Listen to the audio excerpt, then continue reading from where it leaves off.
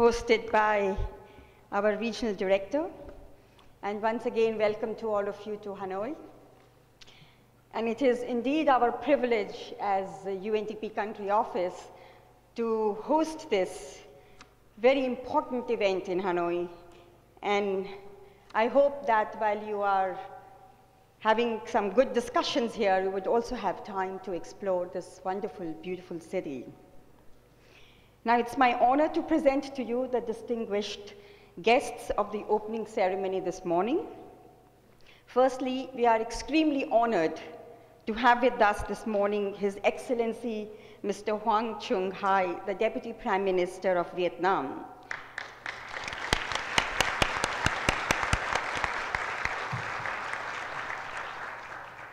Mr. Hai is a longtime friend of the United Nations system, and he holds a very large portfolio which includes many sectors and many cross-cutting issues such as sustainable development and climate change, which are the two most important issues in Vietnam.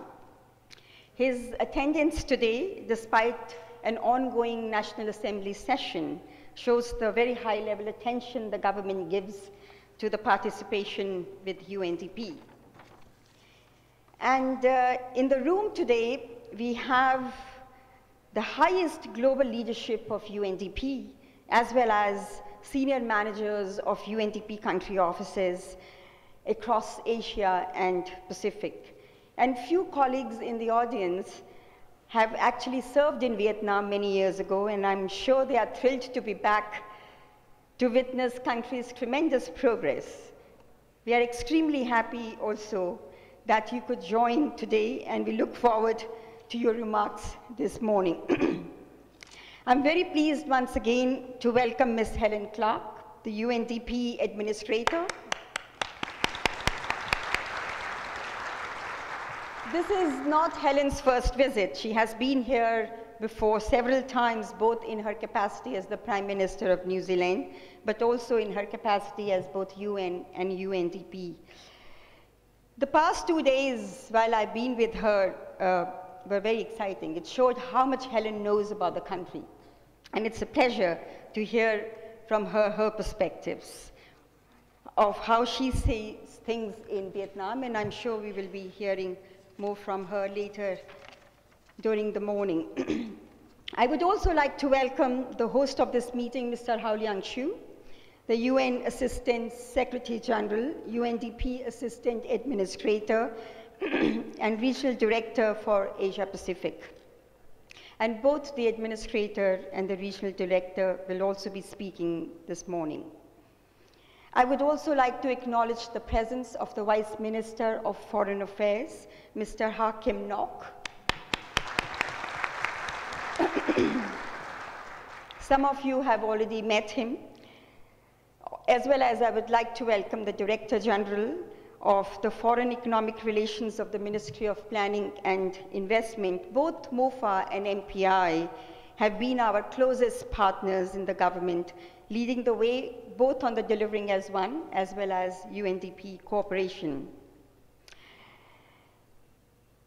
And I would like both of you, Mr. Nok and Mr. Kang, for the excellent support that we have received in organizing this cluster meeting here. So without much further ado now, I would like to give the floor to Ms. Helen Clark, the Administrator, to deliver her opening remarks.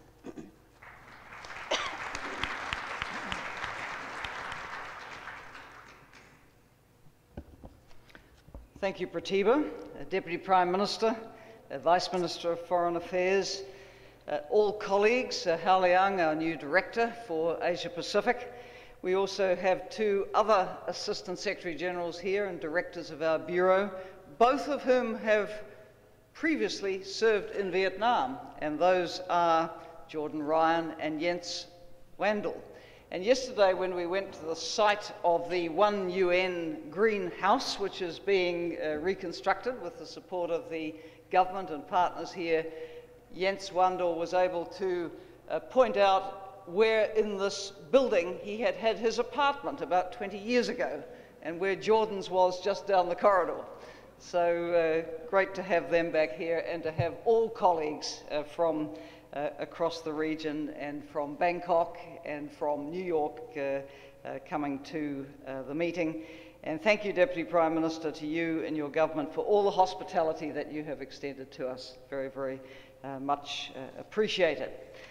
So in my remarks this morning, I want to just comment a little bit on the evolving development landscape in the Asia Pacific, which I will call my home region because it is, and how UNDP's new strategic plan should position us to support countries to meet the development priorities they set and address emerging challenges.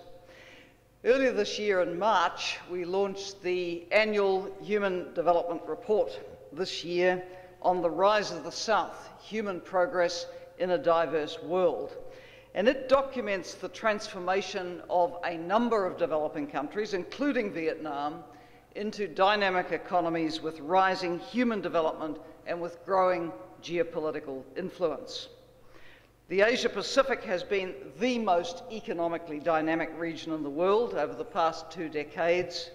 And according to the IMF's World Economic Outlook, developing Asia grew at an average of 8% a year from 2000 to 2013, a faster rate than for any other region in the world, well above global growth of a little under 4% a year over the same period. So the region's importance to the world economy has, as a result, increased substantially. Last year, Asia Pacific's developing countries were responsible for 25% of global GDP in purchasing power parity terms, an increase from 14% at the start of this century. This region has also achieved the world's largest reductions in global poverty, enabling Millennium Development Goal 1 on halving global poverty from 1990 levels by 2015 to be met 5 years ahead of schedule. The number of people living below $1.25 a day in the Asia Pacific fell from 1.3 billion to 750 million between 2000 and 2010. And of course, Vietnam is very much part of this story of success in the Asia Pacific in reducing extreme poverty rates. 9 countries in the region moved from low income to middle income status during this period from 2000, including Vietnam, and we congratulate Vietnam on that success. In 2000, 15 out of the 36 program countries for UNDP in this region were low-income countries. Now, I understand this is down to around 6. Yet while we've witnessed this economic miracle in the Asia Pacific, it's clear we haven't yet seen a complete transformation towards a sustainable development path. And more attention needs to be paid to the social and environmental indicators as well. The 2013 Human Development Report suggested that to sustain human development progress in the Global South, including in Asia Pacific, action is needed to enhance equity, confront environmental pressures, manage demographic change, and enable greater voice and participation of citizens. And these challenges resonate variously in a number of countries in the region. On enhancing equity, it's clear that the rapid economic growth seen in so many countries has not benefited all segments of the society anything like equally. Despite its tremendous progress, Asia Pacific remains home to the majority of the world's poorest and most vulnerable people, and is also home to more than 70% of the global population which doesn't have basic sanitation, and to close to 70% of the world's underweight children. Income inequality has been rising in many of our program countries in the region. In South Asia, for example, Gini coefficients are higher now than they were in the early 1990s in all countries in the sub-region, with the exception of Nepal. Although much has been achieved in the area of girls' educational attainment, women's economic and political empowerment continues to be a pressing priority. In South Asia, for example, 31% of women are active in the paid labour force, compared with 81% of men. This doesn't mean women aren't working. They work very hard, but they're not paid for it. Female parliamentary representation across the region stands at under 20%. On the environmental pressures, despite some progress on environmental protection, the Asia-Pacific is depleting its natural assets at an unsustainable rate, leading to more water scarcity and the shrinking of its forests. The effects of climate change are also very evident and are exacerbating environmental threats with significant consequences for people's lives, especially for the poor and for the region's small island developing states. Studies suggest that the Asia-Pacific accounts for more disaster-related events than any other region in the world, and for the greatest number of disaster-related deaths in the world. The poor always bear the brunt of these disasters, as they often have no option but to live in places very susceptible to natural hazards and are often unable to anticipate, plan for and mitigate the risks. Just before coming into this meeting, we've been discussing with the Deputy Prime Minister the planning going on in Vietnam today around this super typhoon, predicted to be worst ever to hit East Asia. Deputy Prime Minister tells us already this year 15 typhoons in Vietnam. The average used to be 10. Philippines 25 already this year, and braced for very traumatic events in the next couple of days. So this is serious. It is not something that might happen sometime in the future. Climate change is putting lives, economies, societies at risk in Vietnam and other countries in the region as we speak. Meeting the energy needs of the region through clean and sustainable sources is also going to be a challenge in years to come. In the Asia-Pacific, around 700 million people still have no access to electricity, and many still rely on those old solid fuels and biomass for heating and cooking. Providing access to sustainable, clean energy for this region will require transforming the way energy is produced and distributed and how efficiently it's used. Then to the issues of demographic change. As this region faces significant change, individual countries are in different stages of transition, but declining fertility rates across the region have led to increases in the relative size of the working age population. As this group ages and life expectancy continues to rise, countries will need to rise to the challenge of supporting a much larger, older population. Asia-Pacific's also becoming much more urban, with 65% of the population forecast to be living in its cities by the middle of this century. And I'm pleased to note that the upcoming Asia-Pacific Human Development Report is going to focus on these issues of urbanisation. We've just in the last couple of months been in China launching the HDR there for 2013 on the subject of sustainable and livable cities. Urbanisation is a key issue for us to be addressing in our work in this region. The final point from the Human Development Report on issues to be addressed in the Rise of the South, going further, are this issue of enabling greater voice and participation of citizens. And the concept of human development, which was defined by Amartya Sen and Mahbub ul Haq, embraced the enlargement of people's choices and capabilities, which requires systems of public discourse and political processes which can engage the citizens and respond to their needs and aspirations. Such systems have built-in stabilisers, and without them, governments can risk their legitimacy. Around the world, many countries, rich and poor, including a number of the large emerging economies, have been experiencing significant levels of protest and discord. Citizens are complaining about decisions which impact on them, but in which they feel they had little or no say. Indeed, this is also an issue in developed countries, and we can say the quality and responsiveness of governance is perceived as a very significant issue now worldwide. So, to UNDP and the new strategic plan, 2014-17, Changing with the World, which is fast changing.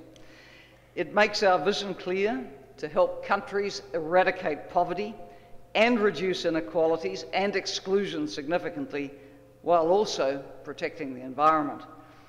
Our organisation is reorienting itself to make a more effective contribution to this end, building on our core strengths and the reputation we have from decades of contributing to development. We can be proud that UNDP is recognised worldwide as a neutral and impartial facilitator of dialogue and cooperation on development, and that we can connect countries, institutions and organisations within and across regions to tackle development challenges. We are recognised as a thought leader, advancing global development by drawing on the knowledge and expertise we've acquired in so many different development contexts to produce high quality and policy relevant knowledge. And I might say the knowledge fair last night with the wonderful videos which our country officers have prepared gives just a few insights into the very rich work that we do on so many issues. We are a long-standing and trusted partner with the technical capacity to provide upstream policy advice which helps inform government decision-making at the national and the subnational levels. And we have the expertise to help countries build the capacities they need and they want to achieve economic and social transformation, environmental sustainability, and democratic governance. We can help translate pilot programs into systemic change and transfer the knowledge and best practice needed to do that. Within this region, there are many examples of our contributions across these areas. As a facilitator, we're looking forward, Deputy Prime Minister, to organising with your government an international conference on economic restructuring and reform in Vietnam, the path covered and the way forward, we hope for early next year, and to be able to bring with you development practitioners from around the world to explore what the next generation of reforms in Vietnam might look like. The aim is to explore policies which will help Vietnam avoid the economic stagnation which can entrap middle-income countries and blunt their human development rising further. As a thought leader in this region, we are producing very good human development reports. I will recall the launch of the one on gender on International Women's Day, 8th of March in Delhi, 3 years ago. There was the climate change report last year, as I recall, this year, next year coming up on urbanisation. These are important contributions to development thinking for this region and beyond. As a policy advisor, we've been active on climate change, offering support on how to access climate finance, design good strategies, strengthen central government planning and budgeting, strengthen the capacities at the subnational levels. We're providing these services across the region. And as a capacity builder, we have been active in strengthening institutions and governance, including through our special focus on electoral assistance and legislation, access to justice, and strengthening of countries' own human rights institutions. We've helped build local government capacity in a number of countries. In China and Vietnam, we've helped develop performance indicators and measures aimed at improving the effectiveness and efficiency of public service delivery. Our new strategic plan reiterates our determination to be a focused, results-driven, effective and efficient organisation. It recognises that UNDP is operating in a world with challenges which are complex and run across national boundaries, and where there are stronger demands and higher expectations from the programme countries and the donors alike. The new era is also marked by greater expectations of the world's peoples of what development can deliver. Prior to the high-level segment of the UN General Assembly this year in September, the Secretary-General was with us at the launch of 1 Million Voices, the World We Want, which was the report on the global conversation facilitated by the UN development system. Well over 1 million people have shared their views across 88 national consultations, 11 major thematic consultations, and of course the online My World survey. In fact, I think the number has gone to over 1.5 million now. The findings of the global conversation have important messages for all of us. People are expecting governments and development organisations to work to deliver on the MDGs and end poverty, address persistent inequality and disparities, including between men and women, rural and urban areas, ethnic groups, rich and poor, and more. Take responsibility for the state of the planet and its ecosystems, be responsive and honest in delivering services, and create conditions for decent work and citizen security.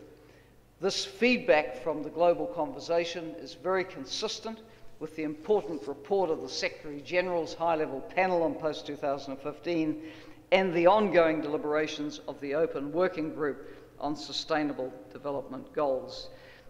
This global conversation was a UNDG-led exercise, and I want to particularly single out here for praise Olive Shervin, our outgoing Director of the Bureau of Development Policy, whose passion for hearing the world's people's voices really helped us drive that process. So, to meet all the demands and expectations on us, partnerships and coordination are going to be very critical. We need increased engagement with the South-South partners, deeper cooperation with them on shared development priorities, stronger coordination of the UN development system within countries and partnerships with other stakeholders, including regional organisations, the other international organisations, civil society organisations, and private sector entities. Our primary partnerships, though, are with our program countries. High levels of trust, confidence, and mutual respect between our country officers and national government counterparts are absolutely fundamental to our success. Your roles as UN resident coordinators are critical for driving greater coordination and coherence within the UN country teams, including through the UNDAFs and the Common Delivering as One countries, offers a very strong model of UN coordination, resulting in streamlined communication, improved monitoring, and a functionally integrated UN country presence. And I hope all colleagues will take the opportunity of being here to talk with Pratibha and her team about what has been achieved under Pratibha and John Hendra before Pratibha. On South-South and triangular cooperation, clearly the middle-income countries of the Asia-Pacific, like Vietnam, have so many experiences to share with other developing countries looking to lift themselves from low-income status. And at UNDP, we need to be well positioned to facilitate the exchange of knowledge and experience about what has worked, what hasn't worked, and spread knowledge of best practice. In recent years, we've entered into strengthened partnership agreements with China, with India and Indonesia in this region to help advance South-South and triangular cooperation. I have just in recent months been in China again with Renata and Christoph and the team. Truly what they have achieved with the partnership is incredible. And again, please pick their brains over these few days on how these kinds of partnerships can work. Lisa and Doug also have the partnership documents, and some interesting things are happening. Centres of excellence, which serve as knowledge hubs for developing countries and provide technical support to governments and civil society, have been established in Singapore with the Global Centre for Public Service Excellence, and we thank the Government of Singapore for its support for that, and in India with the International Centre for Human Development in Delhi.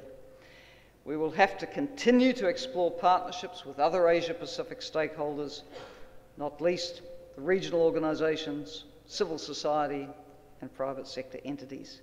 We do have relationships with SAARC, ASEAN, the Pacific Island Forum, ADB, but these frankly could be strengthened. And we will need to be innovative and engaging with new partners. So, in conclusion, our new strategic plan, the results framework which goes with it, and the change agenda are all aiming to set UNDP up to respond to the demands of a new development era. Many more middle-income countries, fast-growing South-South cooperation, much greater demand for results and being able to show evidence of the results being achieved, a crowded development landscape. We have to operate in this very competitive space and continue to do well in it. At the cluster meeting, we invite you all to engage on how the plan can be implemented, how results can be achieved and reported on, and how the expectations of program countries can be met. And I wish you all a very successful cluster meeting. Thank you.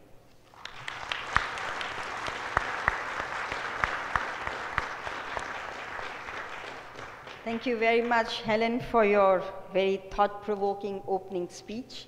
And I'm sure it will guide all of us in the next 2.5 days of our dialogue here. And now it gives me great pleasure to pass on the floor to His Excellency Mr. Hong Chung Hai, the Deputy Prime Minister of Vietnam. Excellency, there is a lot Vietnam can be proud of.